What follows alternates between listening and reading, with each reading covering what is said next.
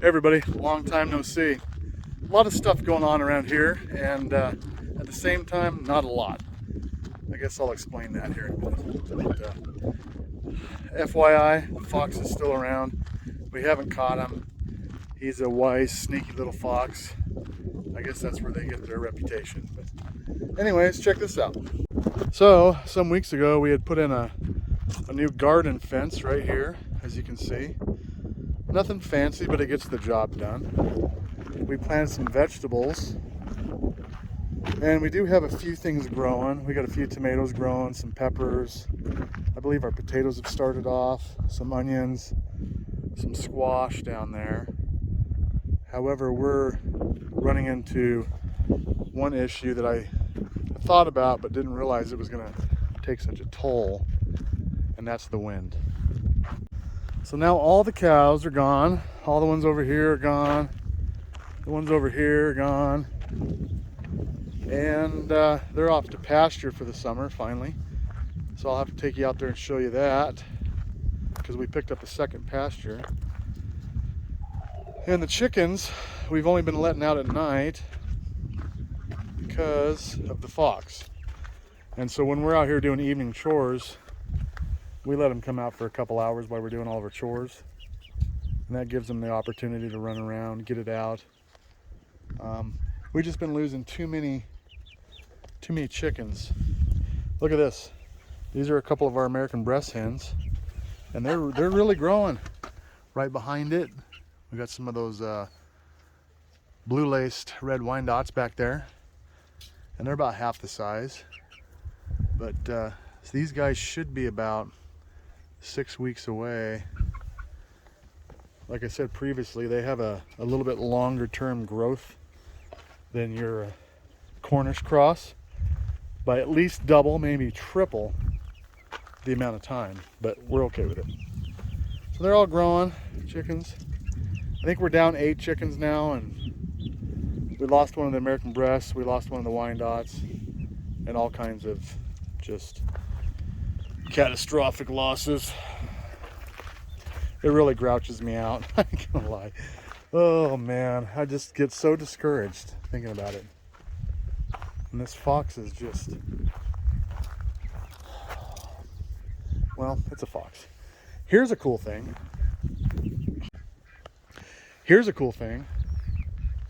We have 2 of the ducks. Look at this. Don't get too close. We got 2 ducks laying, and they've been laying pretty steady here for a couple weeks. So this one here has, good grief, like 20 eggs under. This one 5 or 6.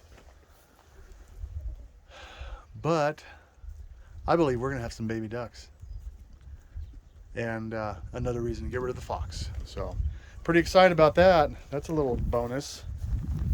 All right, check this out. I'm pretty sure I mentioned this in the last video, but I haven't shown them really. These are our 2 milk calves, our little nurse calves. They're bottle babies. What are you guys doing? Look at that. You guys are looking for, let me back up a little bit here. So we've had them for a few weeks now. All right. They're looking for their little grass treat. So that one right there is a little heifer. And this one right here is a little steer calf. And we picked them up, like I said, about 3 weeks ago. And gosh, they were 2 weeks old when we got them. So this one here had already been on the bottle for a while, this male. The female had been out in the pasture trying to rob off of a few cows and whatnot, and she wasn't. Biscuit, hey, you leave them calves alone. She wasn't having too much success out there. So both of them were twins. However, I was told that one's not a free martin, so it should be good to go. Anyways, she wouldn't nurse for nothing. She just didn't get it as far as nursing on the bottle. So we spent some time working with her. It took quite a while, and we were about to give up. Then I read on the internet that people were putting a little dab of honey on the little nipple on the bottle to entice them to go ahead and start suckling on it. And as a last reserve, we went for it, and you know what? It worked out, and worked like a charm. So that was pretty cool. So that's a good tip.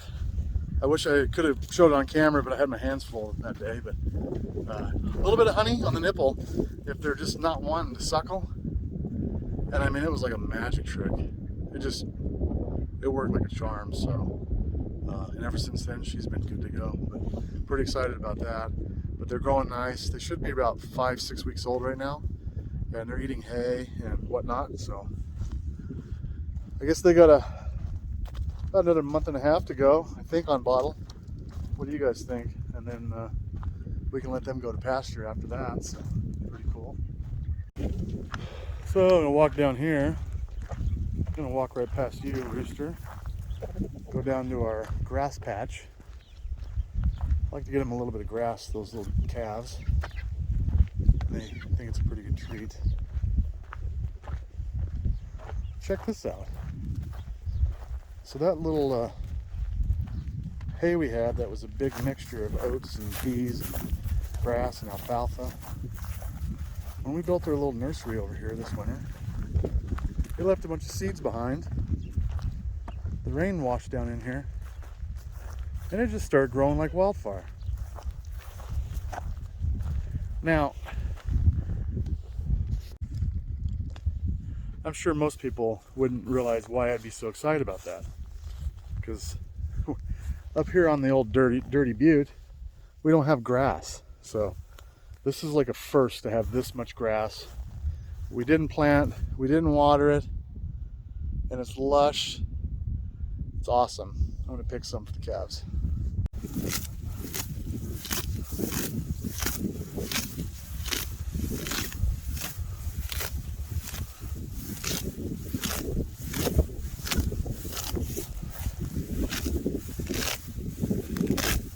I'm telling you, when you live on nothing but dirt, that is impressive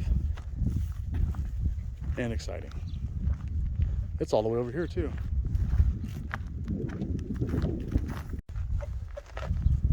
What are you doing, rookie? You just sitting there? Yep, the old dog. We got a little haircut, didn't you? Well, there you go. Mr. Rooster. Let's see. Okay. Yeah, the whole fox thing has just got me heavily discouraged. My inability to catch him, and then of course we live, you know, neighbors have dogs and stuff, and just not the best place to be setting foot traps, I guess. So we've avoided that, but also haven't had very good luck with the old. Oh, come here, guys. Let's get these guys some grass. There you go. Look at that. Come here, girl. Here you go. Biscuit, back up. You back up. Come here. They're scared of the dog, and they should be. There you go. Yeah.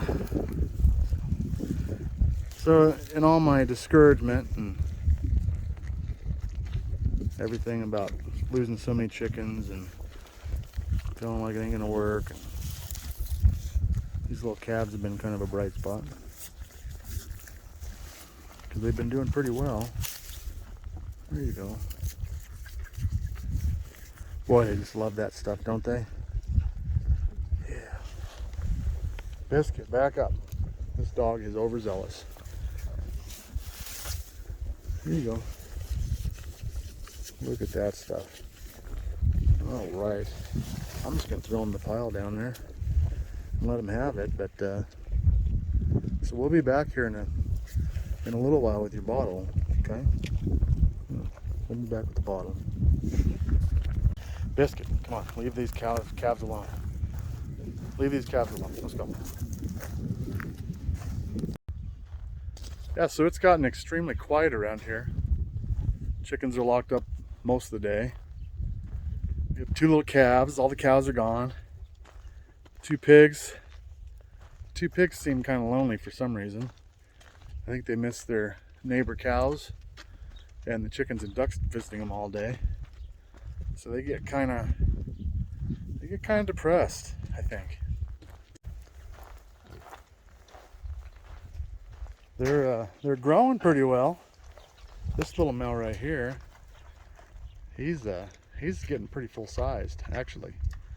Yeah, you're not that far away. So unfortunately, we need to set a date sometime in the next few months for this feller. Where's your friend at? Let's go find him. He might be over here. Let's just hop this little fence. Kaboosh. Where is he? Oh, here he is. Oh, this sad little pig. What are you doing, pig? I know. But you're just not growing very well at all. I guess he has grown a bit, but he's just a little runt. Getting kind of fat. Getting kind of portly there, buddy. Yeah. Okay, so every time I've gotten a picture on my trail cam from the little fox friend here, it's been just beyond that second gate right there, in that little area there. That fox comes in from this way, stops right there, and looks right through here at our setup. And it's just sitting there looking to see if any chickens are out. And he's such a smart little guy. He doesn't care about our little live traps. He's just looking for chickens. And because they're not out, he leaves. I just don't know how long this is going to take. Oh, this pig is sneaking up behind me, scratching his bum. Oh, man. Well, there's my little report for the last couple weeks. Like I said, not much going on, and been kind of discouraged about the whole fox thing, and it's a continuing battle that we haven't quite conquered yet. So we resorted, like I said, we lock our chickens up for most of the day, and we only let them out when we're down here doing chores, and that seems to work out in the evening because they like to go back in. So that's how that works out. And so we're going to keep trying, keep swinging for the fences on that little deal, and we're going to revamp our garden because it's, at this point, it's not a failure. It's kind of failing at this point. So because of the wind mostly. So we're going to try to change that a little bit tonight and tomorrow, and hopefully we can get that kicked back up and revised going again. So other than that, I'll keep you posted on everything. Hopefully one of these days we'll run out to the new pasture and show you that, show you how the cows are doing, and then keep posted on these bottle calves. And hopefully within the next week or two we'll have some little baby ducks, and we can keep that fox away from them. So anyways, thanks for coming along, guys. I'll catch you back out here on another one. Take care.